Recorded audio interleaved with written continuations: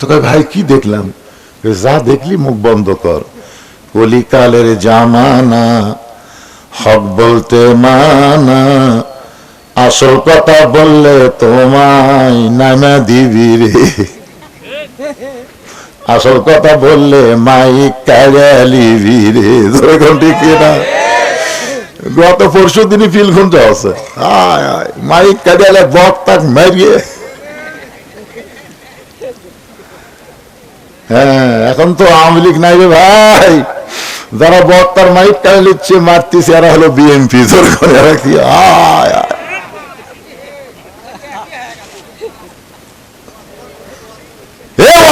ওয়াজ করেন কি রে? গোটা বাংলাদেশ ওয়াজ মারতেছে, তোকে বলে আসলে বাজে? প্রতিদিন ইউটিউব খুলে দেখো তো কুটি ওয়াজ করতেছি, গোটা বাংলাদেশ সব জায়গায়। বললে তো বাজে কে?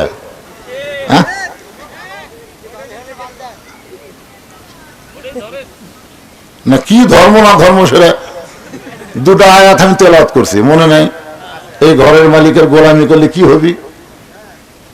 ফালিয়াবুদু রাব্বা হাযাল বাইত, এক নম্বর আল্লাযী আতামাহুম মিন জু'ইন, দুই নম্বর হলো আমানাহুম মিন খাউফ। ওই যে বারে একটা ছোট্ট বাচ্চা টার্গেট লাইন মারতেছে, ওকে আগে ধরেন। যাও, এই যে বেড়া যাও, যাই কে মারতেছে টার্গেট, যাও।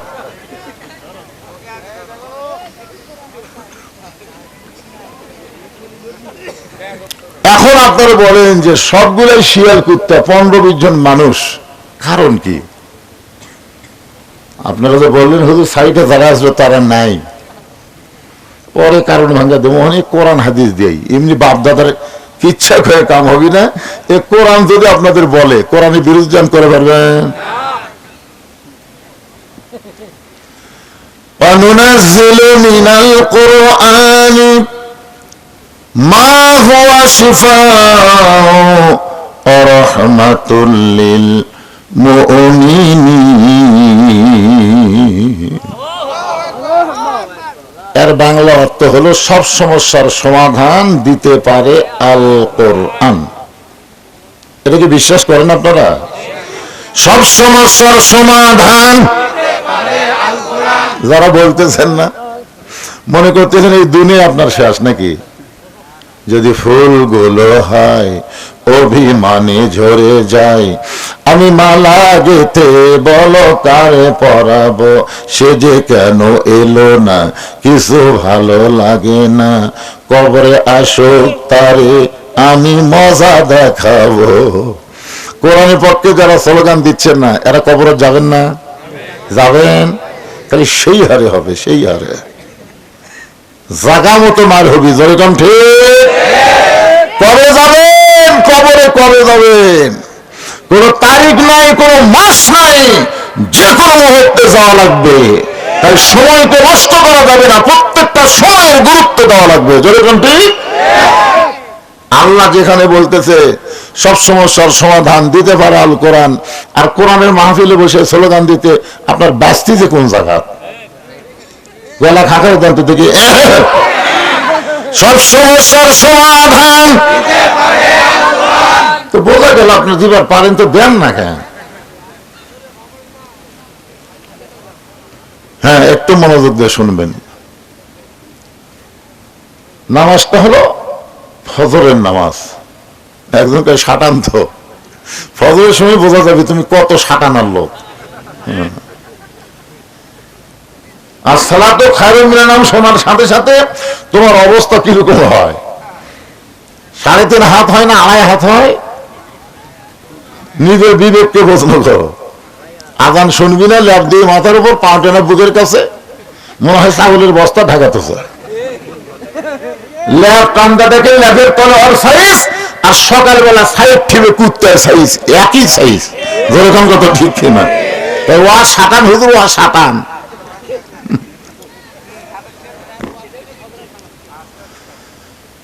তো এখন আল্লাহর নবী 2 ওয়াক্ত নামাজের সালাম ফেরায়, সাহাবীর দিকে মুখ ঘুরাই। কোন নামাজ? একটা ফজর, একটা হলো আসর। ফজরের পরে সূর্য উদয়ের আগে কোনো সুন্নত নফল নাই। আসরের পরে সূর্য অস্ত যাওয়ার আগে কোনো সুন্নত নফল নাই। ফজরের পরে নবী আলোচনা করেন। আল্লাহ রাসূল ফজরের নামাজের পরে সাহাবীদেরকে নিয়ে আলোচনা করেন। তখন কি করেন?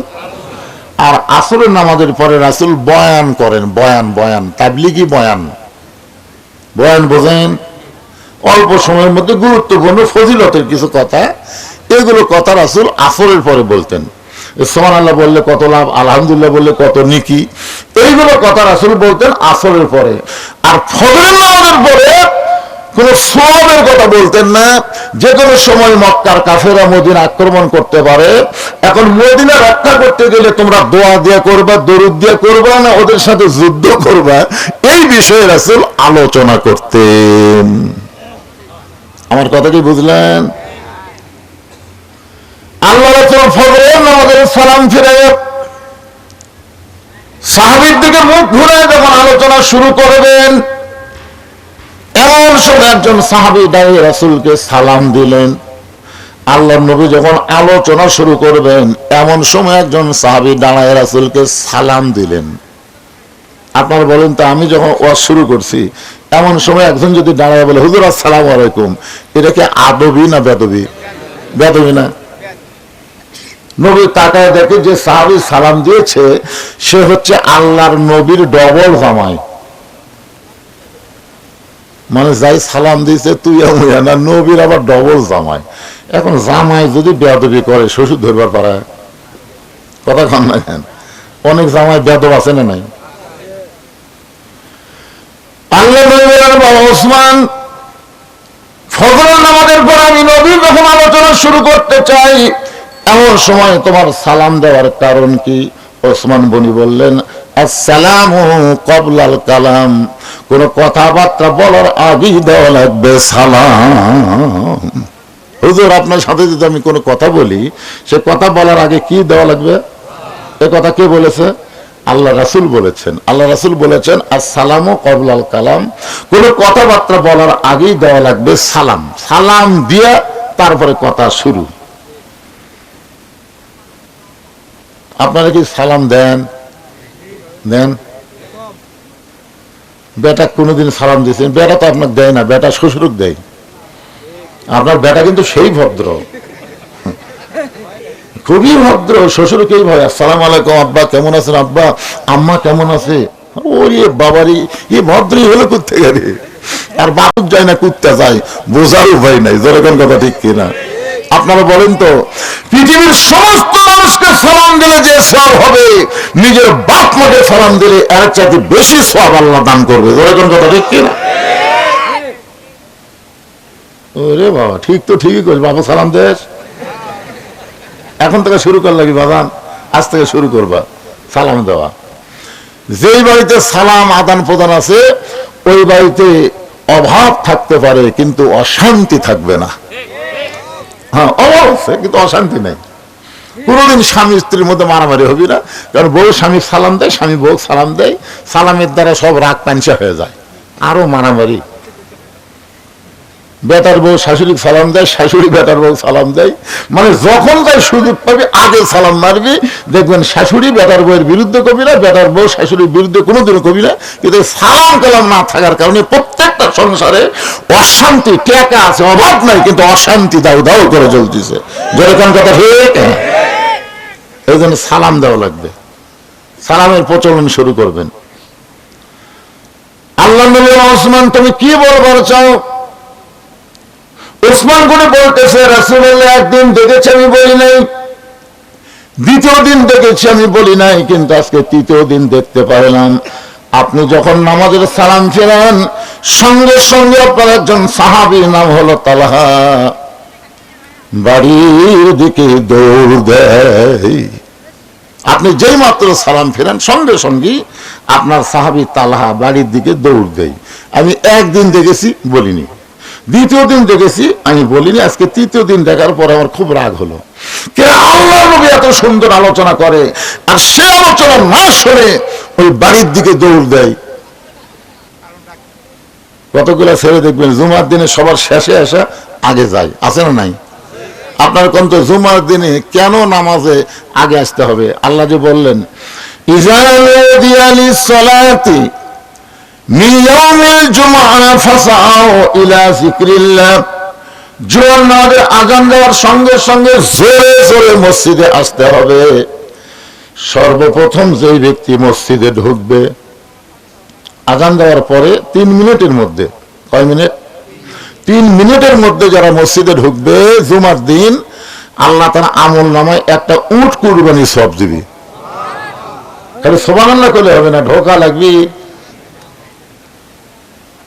5 মিনিটের মধ্যে যারা মসজিদে ঢুকবে আল্লাহ তাদের আমল নামায় একটা গরু কুরবানি সওয়াব দিবে। 10 মিনিটের মধ্যে যারা ঢুকবে একটা ছাগল কুরবানি সওয়াব পাবে। এরপরে যারা ঢুকবে তারা আর কুরবানির মধ্যে নাই, তারা ডিম মুরগি দান করার সওয়াব পাবে। আপনার কোনটা? সুবহানাল্লাহ। ডিম মুরগি না উটত? উটত। যে কাজ কাম লাগছে, আলু বান্ধার কাম লাগছে, আর জুমার দিন হলে খেয়াল আছে।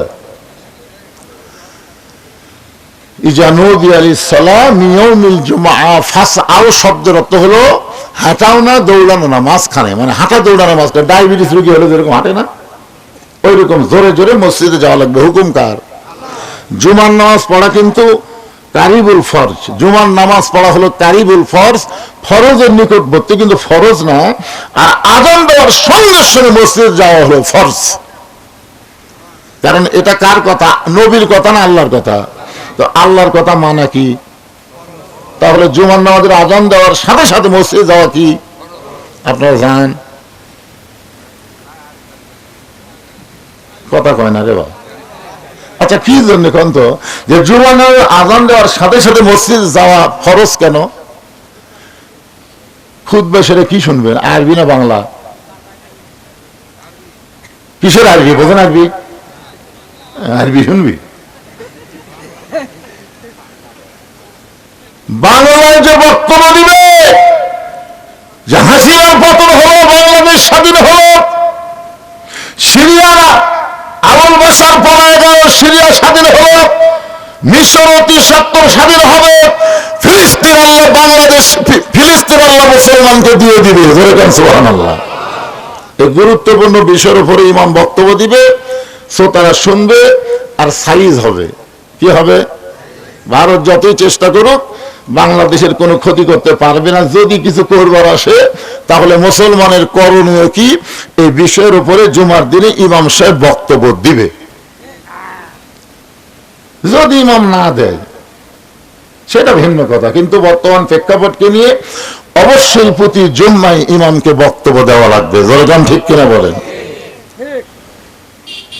ওসমান গনি বললেন, রাসূলুল্লাহ, আপনি যেই মাত্র সালাম ফেরেন সঙ্গে সঙ্গে বাড়ির দিকে দৌড় দেন।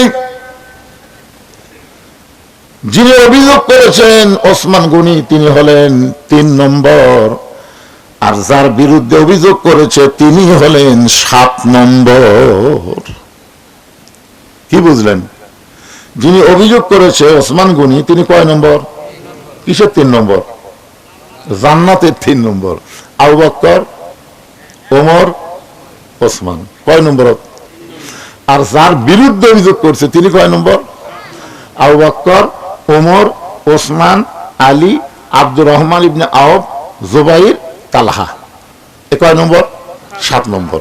মানে 2 জনই আশারে মুবাশশারা। 2 জনকেই আল্লাহ দুনিয়াতে জান্নাতের সার্টিফিকেট দিয়েছে।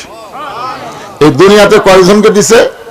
10 জনকে। তার মধ্যে যিনি অভিযোগ করেছে তিনি হলেন 3 নম্বর, যার বিরুদ্ধে করেছে তিনি হলেন 7 নম্বর। আল্লাহ নবী কিছুক্ষণ মাথা নিচু করে থাকলেন,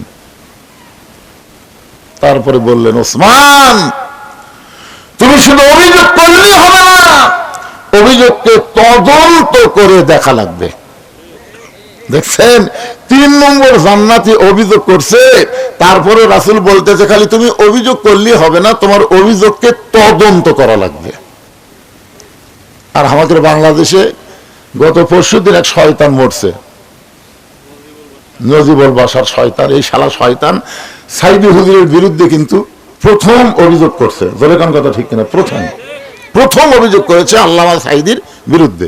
হাসিনা কোনো তদন্তই করেনি। বিনা তদন্তেই সাইদি হুজুরের কেস লিয়ালিস। আপনারা বলেন তো তদন্তের কথা কোরআনে আছে না নাই? আমি আয়াত পড়ে আপনাকে শোনাবো। তদন্তের কথা আল্লাহ কোরআনেও বলেছে ভাই জান। মাটির বাড়িতে মোবাইল নেটওয়ার্ক পায় না, পায়। আপনাদের কেমন কি মাটির বাড়ি আছে নাকি? আছে। মাটির বাড়িতে কিন্তু মোবাইল নেটওয়ার্ক পায় না। ইমাম সাহেব ওই জানলার কাছে শুয়ে থাকে, মোবাইল হাত দিয়ে বাইর করে থই, কল আসলে লাউড স্পিকার দিয়ে কথা কয়, কারণ কানের কাছে আনলে নেটওয়ার্ক নাই।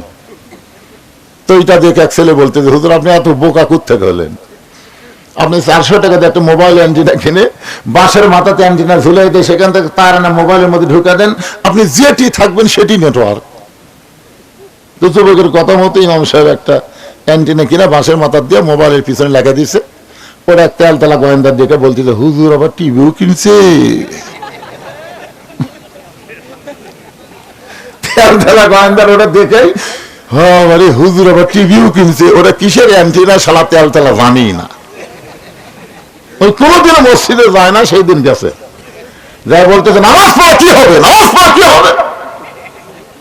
সবাই বলতেছে তুই তো নামাজও পড়িস না। এই জন্যই তো পড়ি না। তোমরা যার কাছে নামাজ পড়ে সেই হুজুর যে টিভি দেখে তোমরা জানো? আমি নিজের চোখে দেখে আসলাম টিভি দেখতেছে।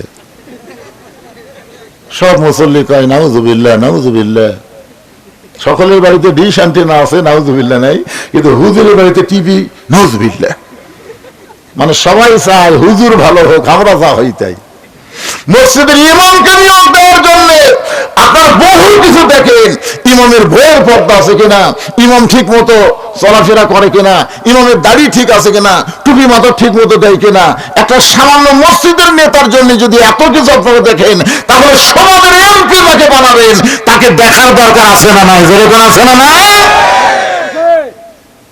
তেলতেলার এসে ভোট দাও, তেলতেলা।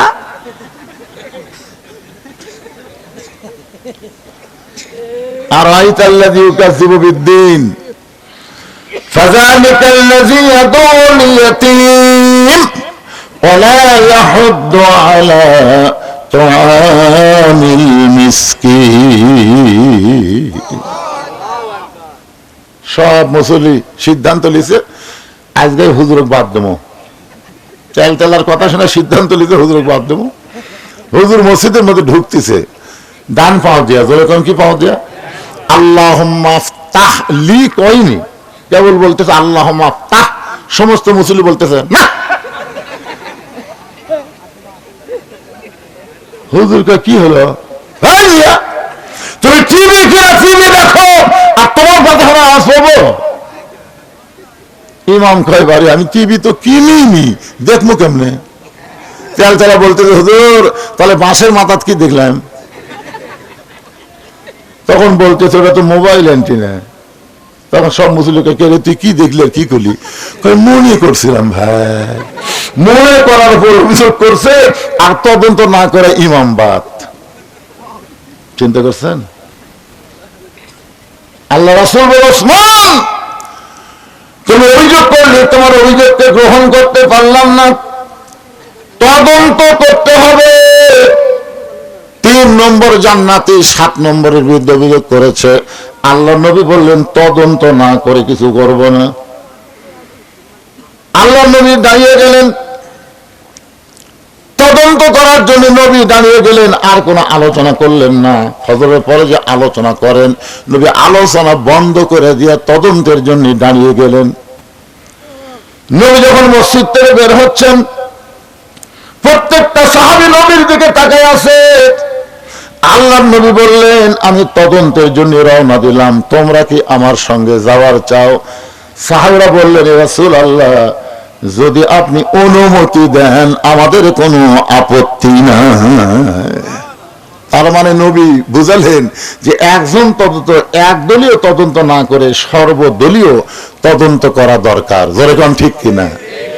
আপনারা বলেন তো বাংলাদেশে যারা যুদ্ধাপরাধী, যাদেরকে অন্যায়ভাবে ফাঁসি দেওয়া হলো হাসিনার সময়, এই মানুষগুলা কি খারাপ ছিল না ভালো ছিল? এক বাক্যে বলেন তো ভালো না খারাপ? কে তদন্ত করছে? একদলীয় তদন্ত করছে ভাই। তদন্ত করে ভালো মানুষগুলোকে ফাঁসির কাস্তে ঝুলাই দিল। আল্লাহ নবী বললেন, তোমরা যদি চাও তাহলে আমার সঙ্গে তদন্তে অংশগ্রহণ করতে পারো। নবী আমার সামনে সামনে, প্রত্যেকটা সাহাবী পিছনে পিছনে রওনা দিলেন। কারণ নবী যখন সামনে চলবে, নবীর সামনে কেউ যাবার পারবে। কোরআনে আল্লাহ বলেছেন, আমার নবী যখন কথা বলবে, নবীর মুখের উপর কেউ কথা বলতে পারবে না। নবী যখন রাস্তা চলবে, নবীর সামনে কেউ রাস্তা চলবে না। বর্তমানে বাংলাদেশে কোনো নবী নাই, কোন আলেম ওলামা যদি আপনারা দেখেন রাস্তায় চলতেছে, যদি আপনি সামনে চলেন, আলেমকে দেখার সঙ্গে সঙ্গে যদি মনে করেন এখন তার নবী নাই, আল ওলামা ওয়ারাসাতুল আম্বিয়া, আলেমরা হলো নবীদের ওয়ারিস, আমি হুজুরের সামনে যাব না, দরকার হলে হুজুরের পিছনে পিছনে যাব। রাসূল বলে, একটা আলেমকে সম্মান করে আলেমের পিছনে যদি 2টা কদম তুমি হাঁটতে পারো, আল্লাহ খুশি হয়ে তোমাকে 2টা জান্নাতের মালিক করে দিবে। ইন্নামা ইয়াখশাল্লাহ মিন ইবাদিহিল উলামা। আল্লাহ কোরআনে বলেছেন, বান্দা সুমের মধ্যে আলেম বান্দারাই সবচাইতে আল্লাহকে বেশি ভয় করে। নবীও আলেমদের পক্ষে, আল্লাহ আলেমদের পক্ষে। খালি হাসি না, মুদির কথা শুনে আলেমদেরকে যে হারে নির্যাতন করছে, হারে আল্লামা সাইদি হুজুর কিন্তু বাসায় থাকতো ইনশাল্লাহ। আপনারা দেখেননি যেদিন তাকে জেল থেকে হাসপাতাল নিয়ে, সেদিন যে একটা হাসি দিয়েছে, আমার মোবাইলে ভিডিও করে রাখছে, ওটা আমি লোড করে রাখছি। এই হাসি দেখলে মনে হয় একটা জান্নাতি হাসি, জোরে কোন কথা ঠিক কিনা? এইরকম হাসি দিয়ে যে লোকটাকে নিয়ে গেল।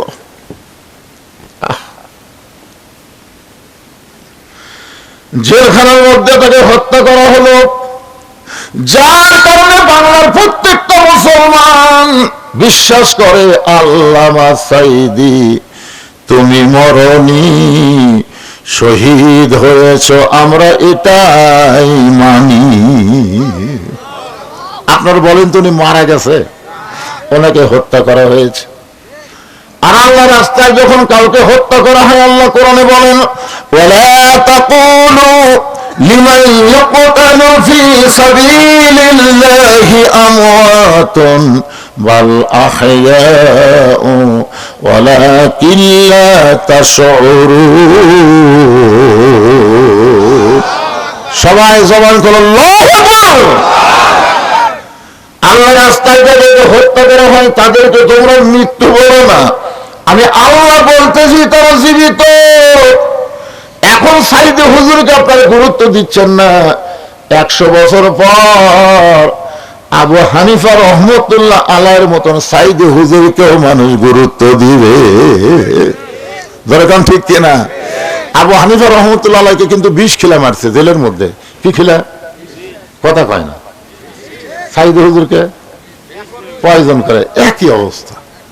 মনে করতেছেন সেই সময় আবু হানিফাকে মানুষ মনে রাখেনি, এখন কোটি কোটি মুসলমান হানাফি মাযহাব অনুসরণ করে। যেরকম কথা ঠিক কিনা ভাইজান?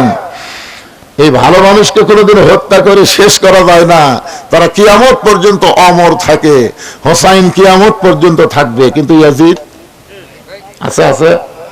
আপনাকে গোটা ইউনিয়ন খুঁজে দেখেন তো একটা এজিদ পাবেন, এজিদ। কিন্তু প্রত্যেকটা পাড়ায় পাড়ায় হোসাইন আছে না নাই? হক কথা জোরে বলা লাগবে, আছে না নাই? একটু মনোযোগ দিয়ে শোনেন। নবী গেলেন সামনে সামনে, সাহাবীরা পিছনে পিছনে। তালহার বাড়ির দরজায় আল্লাহ নবী দাঁড়াইলেন। নবীর সুন্নত হলো কারো বাড়ির দরজায় গিয়া খটখটি করা যাবে না, কলিং বেলে চাপ দেওয়া যাবে না। হয়তো বললেন হুজুর তখন তার কলিং বেল ছিল না, এখন তার কলিং বেল আছে, আছে না নাই? এই বগুড়া রহমাননগর আমার এক বন্ধুর বাসা, আমাকে মাঝে মধ্যে বলে হুজুর আমি একটা বাসা করছি, আপনি একটু আসবেন বাড়ি দোয়ার জন্য। তা আমি একদিন যা, বাসার বিশাল গেট, সেই গেট দেখে এখন আত্মা খাঁচা, সোনালী রঙের সেই মশানার গেট। আমি গেটে যে সালাম দিলাম, নবীর সুন্নত, আসসালামু আলাইকুম ইয়া আহলাল বাইত। ওই গেটের পাশে একটা পানের দোকান আছে, এই দোকানদার বলতে হুজুর 1 কোটি বার সালাম দেন, কাম হবে না। কারণ আপনি কাক সালাম দিচ্ছেন? তখন আমি নাম ধরে বললাম, তাই হুজুর সালাম দিয়ে আপনি নিচে আনবার পারবেন?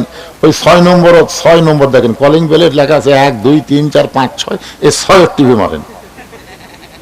আমি 6 যে টিভি মারছি ভাই, বিশ্বাস করেন টিভি মারাও সারা, আমি 2 ধাপ দৌড় দেওয়া সারা। মানে ওই 6 টিভি দিলে কুত্তের সাউন্ড, বিদেশি যে কুত্তে আছে এই কুত্তের সাউন্ড। আমি কইলাম টিভি মারা মাত্র বিদেশি কুত্তার সাউন্ড, আমি 2 ধাপ দৌড় মারছি। পানাটা খেলে হাসতে থেকে, হুজুর দৌড়ান কেন? এটা কলিং বেলের সাউন্ড হুজুর। কেউ কবিতরের সাউন্ড দিছে, কেউ কাউয়ের সাউন্ড দিছে, কেউ কুত্তার সাউন্ড দিছে, এক একটা এক এক সাউন্ড। আমি বললাম কে রে, এত সাউন্ড থাকতে এই কুত্তার সাউন্ড পছন্দ করলো কেন? কিছুক্ষণ পরে দিকে নামে আসছে, আমাকে বলতেছে হুজুর আইসেন, আসসালামু আলাইকুম হুজুর আসেন। আমি ভাই যাওয়ার আগে জানতে চাই তুমি কুত্তার পছন্দ করলে কে? হুজুর ফকিরের অত্যাচার হুজুর। এখন কতগুলো ফকির আছে এরা কলম ধরে চাঁদ ভিক্ষা চায়। আমি সে বুঝে শুনে কুত্তার সাউন্ড দিছি।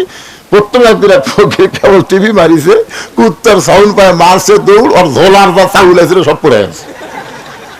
ওই এলাকার যত ফকির আছে সমস্ত ফকিরের কাছে যে 6 নম্বরে যেন মারিস না, 6 নম্বরে কিন্তু কুত্তা আছে। সেদিন থেকে আমাকে আর কোন ফকির। আমি কইলাম তাহলে যাই ভাই। দেখেছো যাবেন কেন হুজুর? ফকির কইছে 6 নম্বরে কুত্তা আছে। তো তুই তো কুত্তাই, তুই তো মানুষ না। আল্লাহ কোরআনে বলেছে আম্মান সাইলা ফারাতানহার, সাইলকারীকে খালি খালি ফিরে না, আর তুমি কুত্তার সাউন্ড দিয়ে ফকিরের ঝোলার চাউল ফেলে দিছে। তুমি মানুষ, তুমি কেউ পুরিয়া কুত্তে। জোরে কোন কি কথা বল না গান?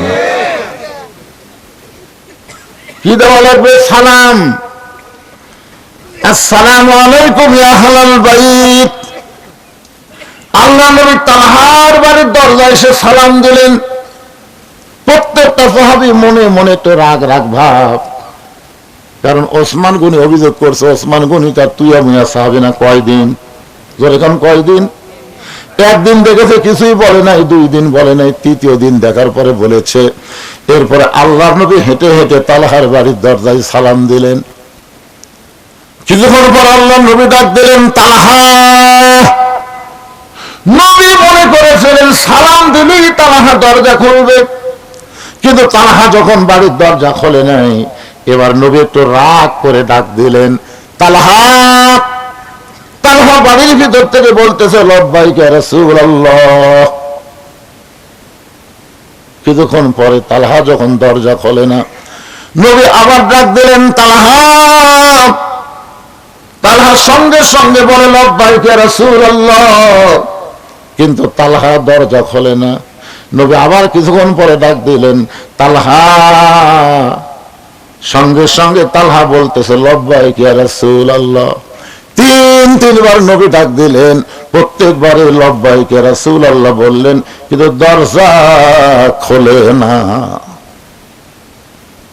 ওমর ফারুক সাহাবীদের মধ্যে সবচেয়ে গরম সাহাবীকে? কথা কয় না।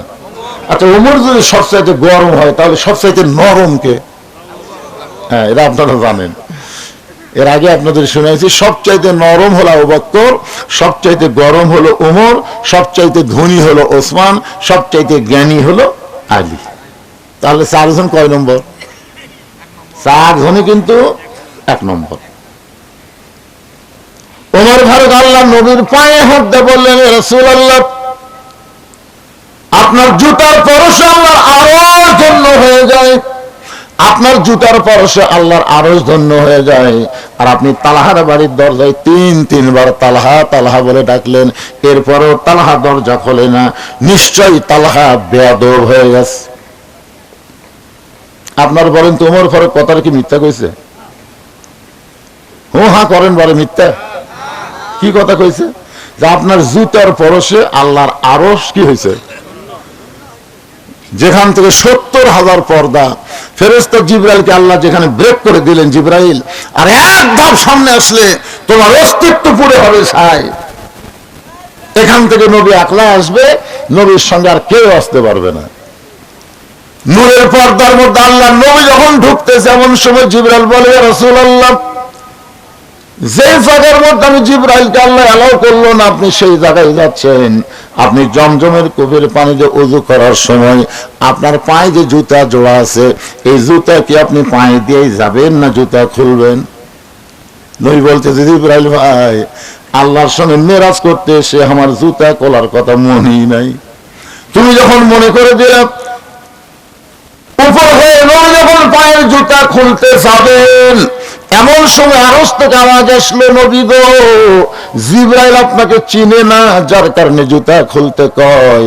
আমি আল্লাহ আপনাকে চিনি, আমার আরশে আজিম দামি হতে পারে, কিন্তু আপনার জুতার চাইতে দামি নয়। লিল্লাহি তাকবীর। আমার আরশে আজিম দামি হতে পারে, কিন্তু আপনার জুতার চাইতে দামি নয়।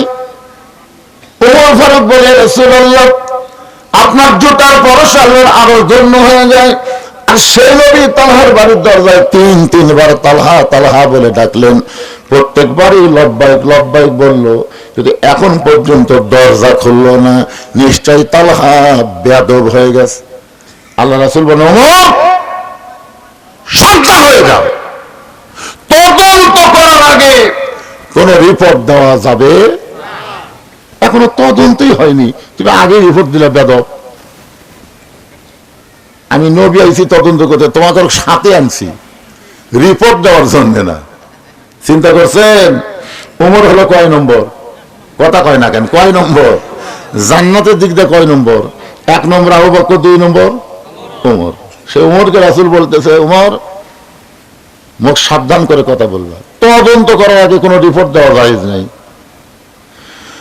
হযরত ওমর যেমন ছিলেন গরম, তেমন ছিলেন নরম। ওমর ফারুকের জীবনে পড়ে দেখবেন, তার মতন গরম মানুষ কেউ ছিল না, আবার তার মতন নরম মানুষ কেউ ছিল না। এতই নরম, বুঝলেন? গভীর রাত্রে মদিনার অলিগুলি ঘটতেছে, দেখে একটা তাঁবুর মধ্যে থেকে একটা পুরুষ বাহিরে বার হয়ে খালি দৌড়াদৌড়ি করতেছে। ওমর ফারুক লোকটার সামনে রাতের বেলা গিয়ে সালাম দিয়ে বলেন, আসসালামু আলাইকুম ভাই, কেমন আছেন ভাই? লোকটা সালামের উত্তর দেয় না। ওমর ফারুক আবার আসসালামু আলাইকুম ভাই, কেমন আছেন ভাই? লোকটা সালামের উত্তর দেয় না। যে ওমর রাস্তাতে গেলে শয়তান কয়েকদিন যায় না। ওমর ফারুক তৃতীয়বার যখন সালাম দিচ্ছে, আসসালাম, খালি সালাম দিস, এই সালামের অর্থ তুই বুঝিস?